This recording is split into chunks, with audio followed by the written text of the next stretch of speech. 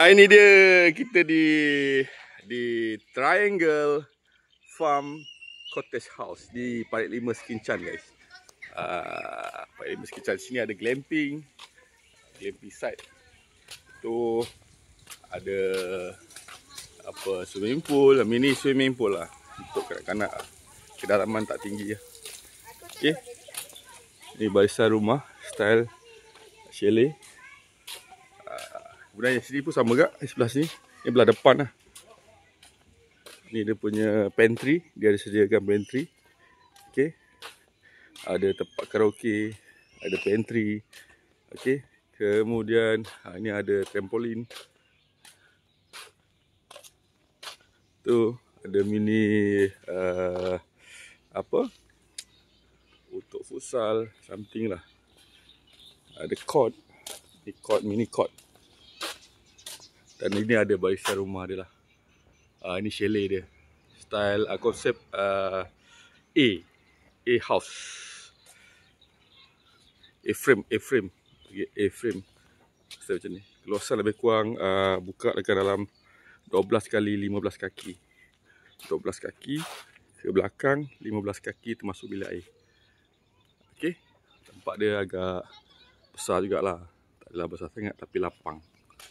Ada dua baris, mana 10, sana 10. Dekat sana pun ada bukan dalam 10 ke 15 unit termasuk glamping. Macam ni keadaan dia. Yang belah depan ni dia punya kaunter dengan dia punya resepsionis lah. Nampak tu. Ini bahagian depan. Tapi tu masuk sana. Okay. Siap dia pakai solar tu. Tengah-tengah antara A-frame house ni, dia ada solar untuk aircon, untuk dia punya sistem air lah, saliran air menggunakan piping. Ada basikal sewa agaknya. Nampak tu. Basikal sewa 1 jam RM8. Inilah dia.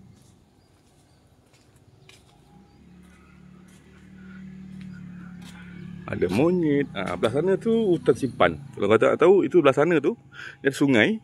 Depan ada sungai. Belah sana tu hutan simpan. Ini pintu masuk lah. Pintu masuk menggunakan tailgate. Mana kena ada access card. Tak ada access card tak boleh masuk. Ini dah pintu masuk. Inilah dia.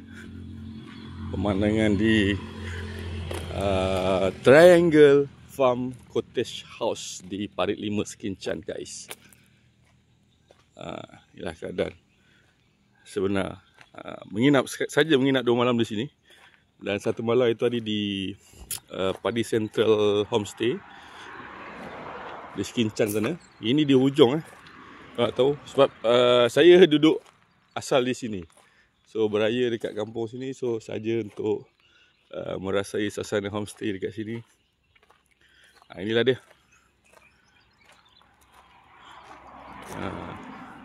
Ada banyak bunyi kicauan burung layang-layang, burung walit.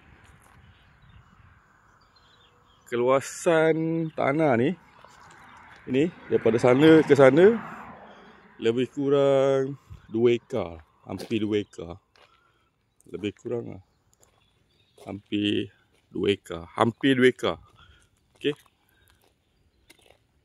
Inilah dia suasana di sini. Agak menarik jugalah.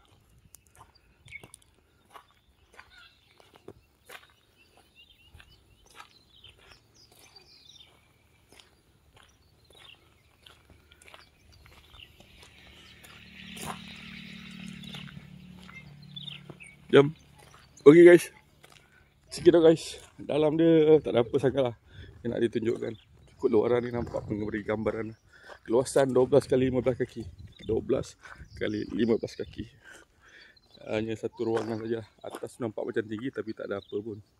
Dia ada ceiling paras 8 kaki ketinggian. Ada ceiling terus. Okey guys. Sikit dah guys.